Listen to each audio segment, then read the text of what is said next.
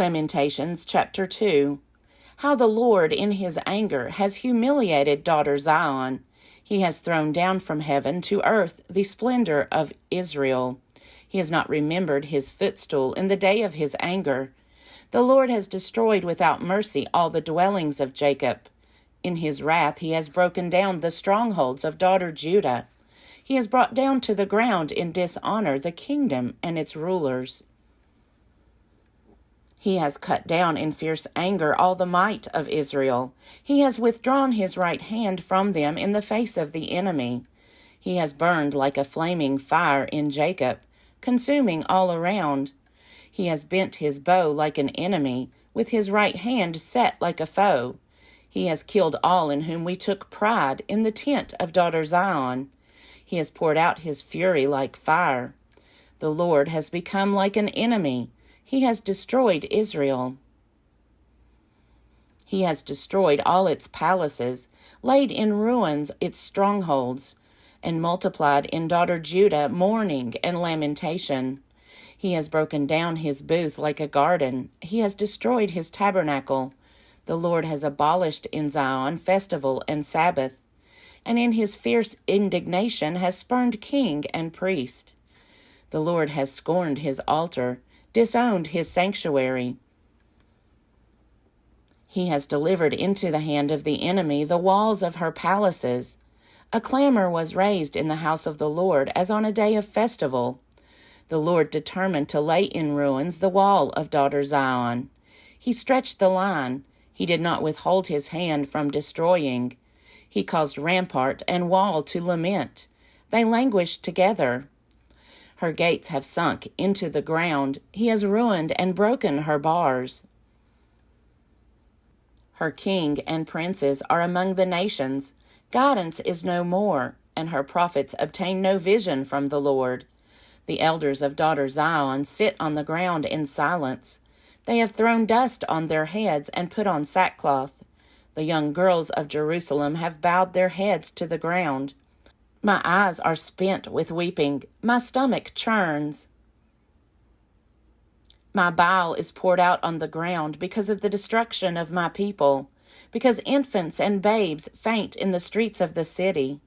They cry to their mothers, "Where is bread and wine?" as they faint like the wounded in the streets of the city. As their life is poured out on their mother's bosom.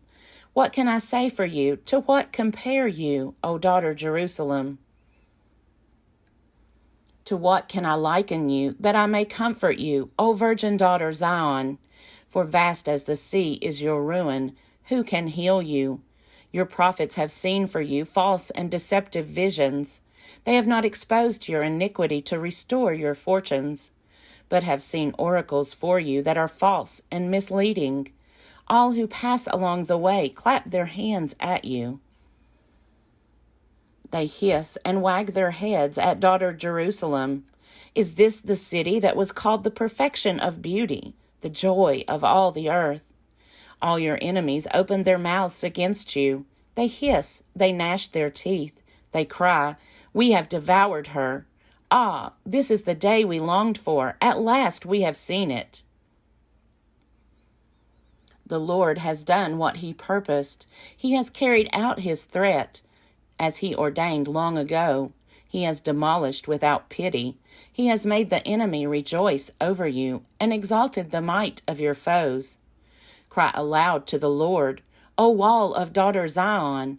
Let tears stream down like a torrent day and night. Give yourself no rest, your eyes no respite.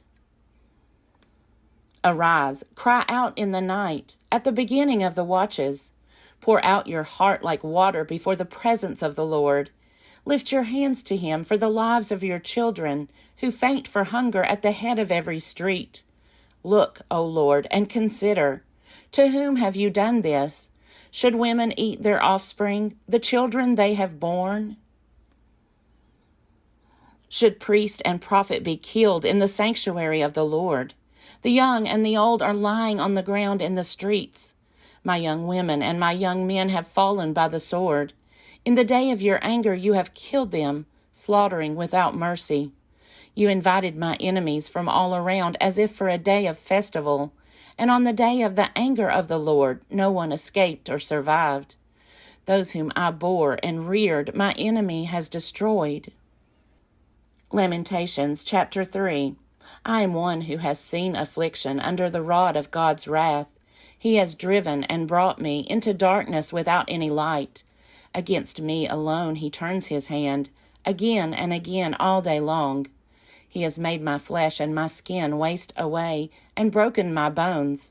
He has besieged and enveloped me with bitterness and tribulation. He has made me sit in darkness like the dead of long ago. He has walled me about so that I cannot escape. He has put heavy chains on me. Though I call and cry for help, he shuts out my prayer. He has blocked my ways with hewn stones. He has made my paths crooked. He is a bear lying in wait for me, a lion in hiding. He led me off my way and tore me to pieces. He has made me desolate. He bent his bow and set me as a mark for his arrow. He shot into my vitals the arrows of his quiver. I have become the laughingstock of all my people, the object of their taunt songs all day long. He has filled me with bitterness. He has sated me with wormwood. He has made my teeth grind on gravel and made me cower in ashes. My soul is bereft of peace. I have forgotten what happiness is. So I say, gone is my glory, and all that I had hoped for from the Lord. The thought of my affliction and my homelessness is wormwood and gall. My soul continually thinks of it and is bowed down within me. But this I call to mind, and therefore I have hope. The steadfast love of the Lord never ceases. His mercies never come to an end. They are new every morning. Great is your faithfulness. The Lord is my portion, says my soul. Therefore I will hope in him. The Lord is good to those who wait for him, to the soul that seeks him. It is good that one should wait quietly for the salvation of the Lord. It is good for one to bear the yoke in youth, to sit alone in silence when the Lord has imposed it, to put one's mouth to the dust, there may yet be hope, to give one's cheek to the smiter, and be filled with insults. For the Lord will not reject forever. Although he causes grief, he will have compassion according to the abundance of his steadfast love. For he does not willingly afflict or grieve anyone. When all the prisoners of the land are crushed under foot, when human rights are perverted in the presence of the Most High, when one's case is subverted, does the Lord not see it? Lamentations chapter 3. Who can command and have it done, if the Lord has not ordained it? Is it not from the mouth of the Most High that good and bad come? Why should any who draw breath complain about the punishment of their sins? Let us test and examine our ways and return to the Lord. Let us lift up our hearts as well as our hands to God in heaven. We have transgressed and rebelled, and you have not forgiven. You have wrapped yourself with anger and pursued us, killing without pity. You have wrapped yourself with a cloud so that no prayer can pass through. You have made us filth and rubbish among the peoples. All our enemies have opened their mouths against us. Panic and pitfall have come upon us, devastation and destruction. My eyes flow with rivers of tears because of the destruction of my people. My eyes will flow without ceasing, without respite, until the Lord from heaven looks down and sees. My eyes cause me grief at the fate of all the young women in my city. Those who were my enemies without cause have hunted me like a bird.